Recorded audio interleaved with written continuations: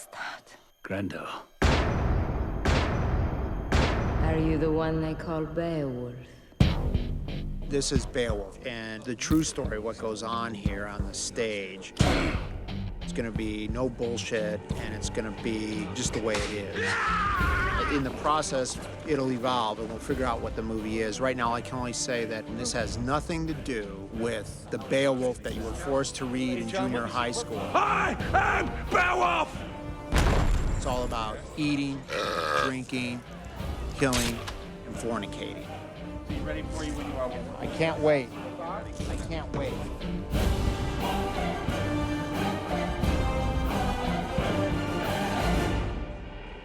Hey, troops, how we doing today? Here we are, first day of rehearsal. Here come the cast. This is Ray. I'm 6.5 feet. Okay, everybody, well, this is where we're going to be living for the next couple of weeks. We have paintings to show you kind of what the lighting's going to look like, what the texture's going to look like, what the feel's going to look like.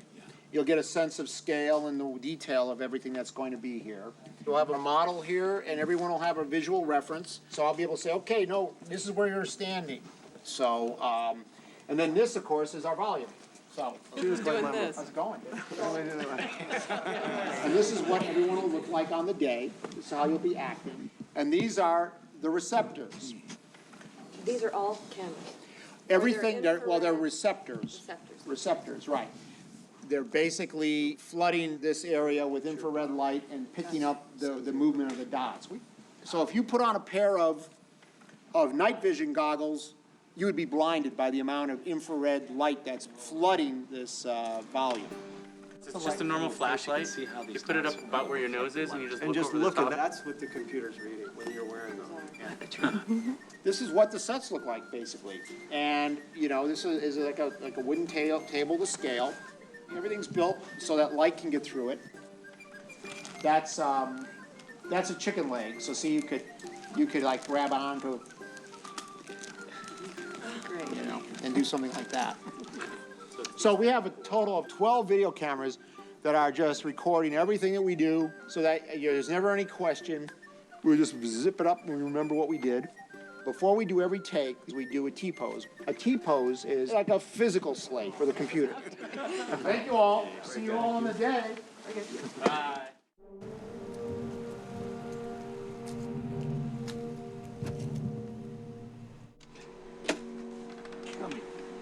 I love it, the first meeting I had with Bob, you know, I came out to see him and he says, yeah, it's 9 to 5. As I said, he forgot to tell me that's what it is for him. But yeah, it's good. This is my routine every day. I come in, I get up at 5 o'clock in the morning at home, come in here, you have a quick read. So it's going to be quite a physically tough day, you know?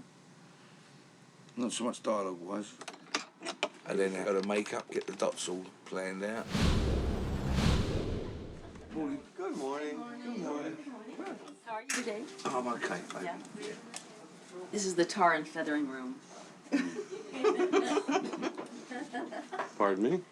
When you get sculptured for this, you have all the See that? plaster put on your face and all that all over your head. It's the worst experience in the world. It's like being buried alive. Yeah. And I suddenly realised when I had this thing on that I was in a room with two people I'd never met before. And I thought I was being whacked. Yeah. This is the most fun part right here. Yeah. Okay, breathe. So we set up a grid so we know exactly where the marks go each day. They have to be exactly the same. Now we're going to place Ray's electrodes. These monitor his eye movements. Yeah. I'm sure they're sapping my brain in some way. I'm sure these electrodes take something out. Not that there's probably much to take out. There's not much left, I know that. And then the dots are all placed. We've got that down to a fine art now. Ray loves this part. Okay, Ray's face is complete. What's that? The last step is the finger markers. Yeah. Where these show the movement of the fingers. If my friends could see me. Then the geeks come about. They stare at your face for about 10 minutes, which is quite unsettling first thing in the morning. And they're not the best looking men in the world. You see how they hover? Yeah. And once that's done, I'll come back here. I'll get the costume on, the diving suit. These are not very flattering, unless you are built like Beowulf, which I ain't. It's actually quite comfortable, you know. It's just that you look ridiculous walking around, you know. That's the gear. That usually takes about an hour and a quarter to do all that. And this is where you have to wake up. This is wake-up time. Morning, guys. Morning, Joe. First day of capping. First day, 8:05. We should get going in a few minutes here. Speed. 23 Apple -1, take 3. Mark. First shot of Beowulf. And high seas, wind, start the rig. Action. Climbing the wave. So I was talking to Peter Jackson, and he said, you may as well just do everything this way. You got to do it, you know, you shoot 2D, you got to put everything in the computer anyway. Can you see the coast? Can you see the Danes' guide fire? I see nothing but wind and rain. Great, good. Let him go, then go, with him. Right, yeah, exactly. You know, like two guys at a football game. Football players, yeah.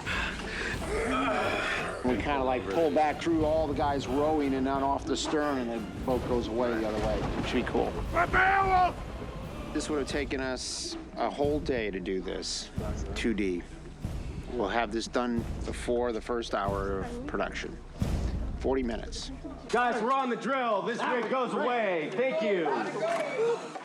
The 50-minute clock is so that when we change over a set, we have a regimentation during the day so that you can schedule your day, and also it enables us to change over multiple sets. So this gives Bob more cap time, for which right now we're averaging about 8 hours a day. No, just start there, go here, bring to there, and then I'll show you what to do next. On this particular film, I would say more than half of the shots, probably 2/3 of them. And as we were putting them together on the stage, Bob tuned them up and made them better, causing all of us to run around and reposition everything so it worked better. All right. Look at that. 42 seconds. Time left over. Look at that. Well done. We're going to T-pose this set within that last 30 seconds. Okay, we're moving out. We're clearing. Mark. And fire, please hold. Position, please. And action, John. Take my sword. It belonged to my father's father. It's called the Runting. I may not return. Your ancestral sword might be lost with me. As long as it is with you, it will never be lost. Cut. Very nice. T-pose. We'll scan these out. When we bring each prop in, we use these barcodes. When you have all these items that are identical in the space and the computer's trying to sort them out, it allows them to see each one distinctly. So then, to help the human beings that have to track these things in post-production, we have given them color identification patterns. Set dressing is gunmetal gray. Props are fluorescent colors. So they put little weights in them so they feel like they have liquid in them. We try and give it as true a sense of the shape of the thing and the weight of the thing as we can, because actors really lean on their props or their sense of reality. Lips ripe as the berries in June. In this environment, it's really, really hard to see people kind of having an existential crisis right in front of you because they don't know what's real. And so you give them this little thing and they have something to relate to. Beowulf, son of Edgetow, be careful.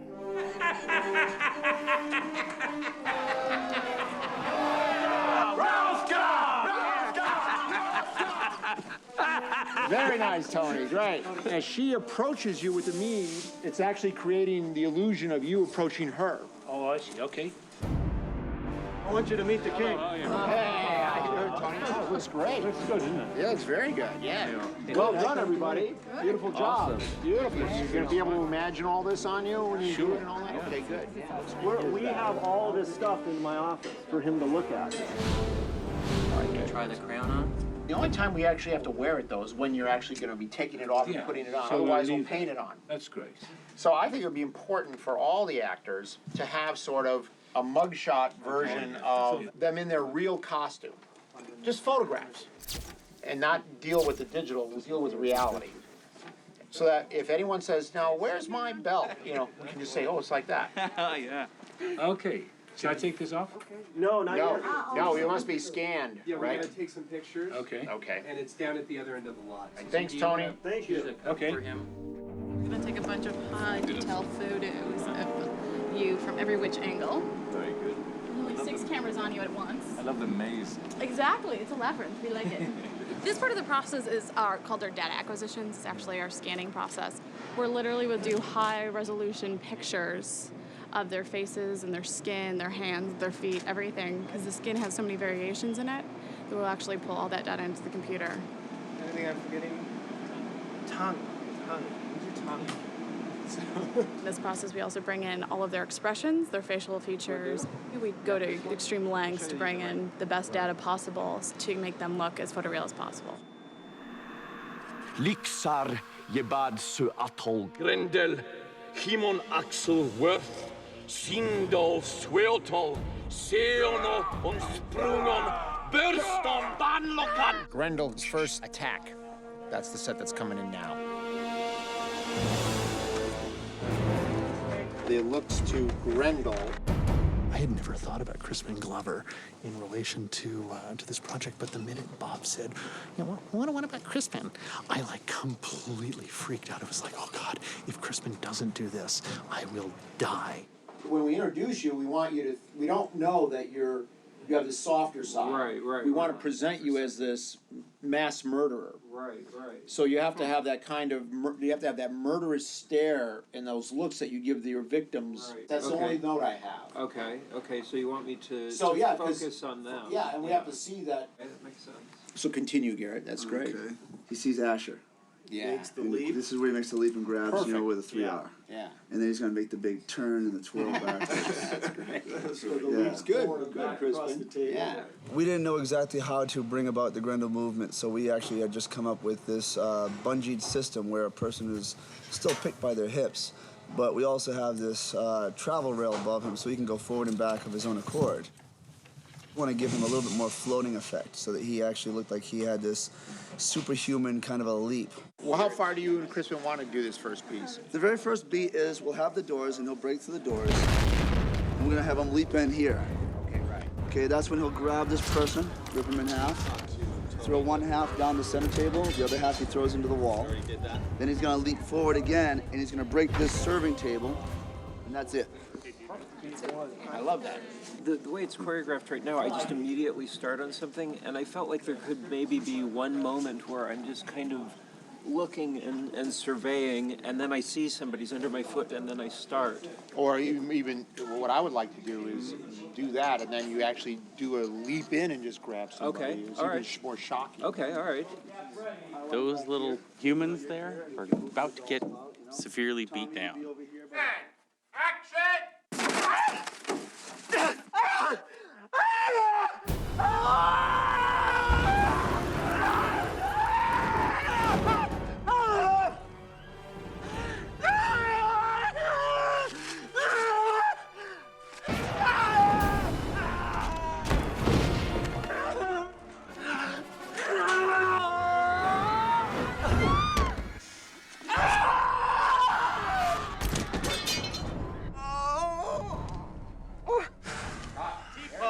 It's right on it. Good. See, I knew Crispin would be perfect for this. Just perfect. Perfect. We're shooting Crispin Glover's performance as Grendel in a 50% set. Grendel theoretically is supposed to be 12 feet tall. So you'll see this actor basically attacking that bucket of puppets right over there that represent Thanes at 3 feet, which is 50% of their normal size. They've been through many levels of revision and redoing and getting torn apart and put back together, and it's a really big pain in the ass. I'll be glad when we're done with it. We had the 50% world where Crispin was the monster. Then we also had to have this 100% world where you would see either the stunt people or, you know, Ray Winstone acting their pieces out. I don't want to seem too confident about this one, but the guy's not saying too much. He's got a cold stare about him, you know? This is a Robo Grendel, and it's a robotic device to articulate Grendel's movements. It'll be a fun ride, yeah. But Luke, are you doing a lot of that movement yourself? No. I want to go home. If we put Crispin here, just facing him, and he watches what Ray does, and he reacts to the impacts or not, we can be capping him while we're capping that, right? Yes. Yeah. Ray, you know, if you feel uncomfortable, just yell stop. And We're ready to stop. Help! All right, we're ready, guys. And action. And left. And right. And left. And right.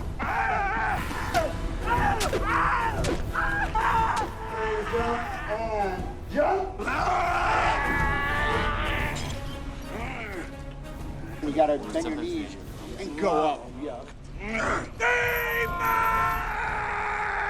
He tries to pull the chain. We give him some action on the rope there. Sees this thing, picks it up, do one of these.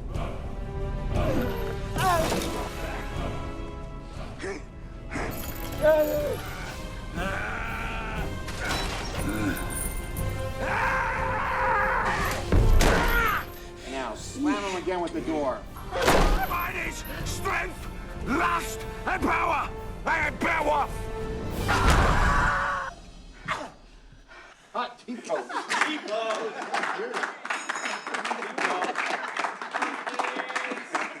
Market check.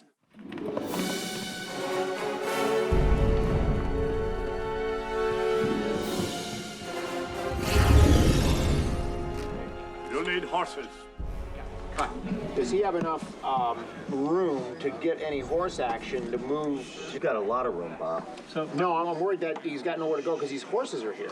it is hard because horses are obviously a little bit bigger than the volume, so obviously it makes it difficult. You know, you can't get any speed up, and it's hard. You got to really worry about the horses brushing each other because when they do, they knock all their markers off and stuff. So it's completely different. But I think maybe that's the nature of our business now, so I think it's probably a good idea to be involved in something like this.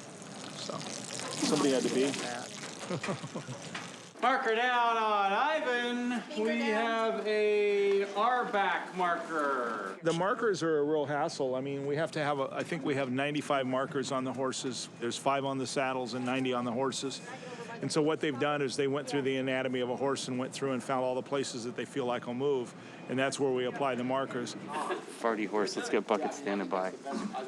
Are you marking? Ray's horse can come up maybe 3 paces. Whoop, whoop. But stay tight to him that way, yeah. And be able to draw his sword without spooking this horse over here. There, that's perfect right there is good. Put a crook for him to rest it in on another C-stand, okay? And everything will be perfect. All right. Don't feel like you have to leave the volume to go to the bathroom anymore. The horses are leading by example. I'm cleaning up horse. Smells good. I've sprayed this with Resolve at least 3 times over the course of the last hour and a half. It's a really fun job. I hate horses. Good. Hey. Whoa. Let's see if we got it. Yeah! Did you get it? Yeah, we did. Okay. One of our cast members requested a cave mood. All this is invisible anyway, so this is just for people who see. People who don't see infrared. Action, Crispin. Grendel, what have you done? What havest thou done, Grendel? Mordor. Where art thou? Yeah, even with all the old English in there, I can still. You understand it? Yeah, it works. It's great. Yeah, it's good. I was just thinking. I don't know if we're gonna want to subtitle it or just let it I don't go. want. I didn't intend let it to, go. because I think what we did is we looked very carefully. We put enough English lines in what Angelina's saying. I think to make it clear. Good boy, and tender We loved the idea of doing the Old English thing and I thought it was too weird. And the joy of working with Bob Zemeckis is every now and then you'll say, well, we thought we could do this, but it's a bit weird. And he goes, no, that's what we're going to do. Besish, Grendel, Segladmort. And I love the way it hovers at the edge of sense. Mocap ready? And Crispin is wrapped.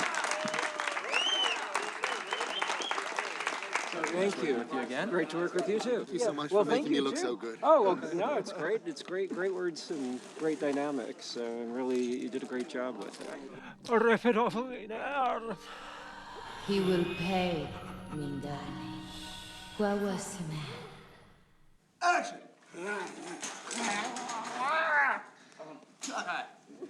Oh, Jesus, the mocap. What the hell is You this? call this mocapping? All right, I'll tell you about I was mocap. back there in the days. I was back in the day of mocap. T-pose, please. Look at it. You had the newfangled big-time video cameras and a bigger grid. Come on, where's the volume, my friend? Where's the volume? Oh, man, pleasure to meet you. Pleasure to meet Great you. to see you. That was extraordinary to watch. How can Yes, you let him it was do it good so to many do. times, Bob?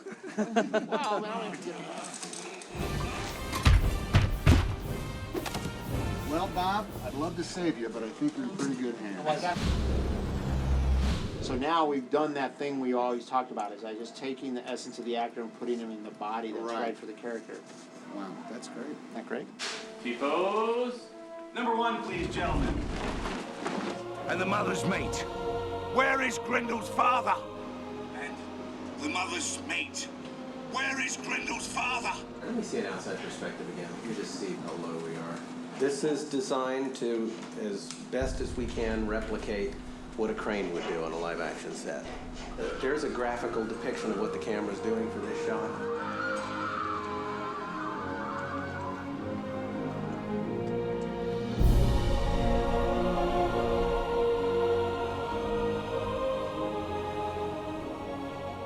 All right. And flying through the trees clean is what we're saying, right? All right. Back them up. This is the virtual camera that moves anywhere in the virtual frame. And cut. It saves me from having to try to describe everything to these guys. And action. Roll it. See where I think the idea of creating digital characters and having them move with the emotional warmth of a human performance is, I don't think anybody can imagine where this is going to take us. It's really an exciting time. Ladies and gentlemen, let's thank our commander and our director, Bob Zemeckis, his last day.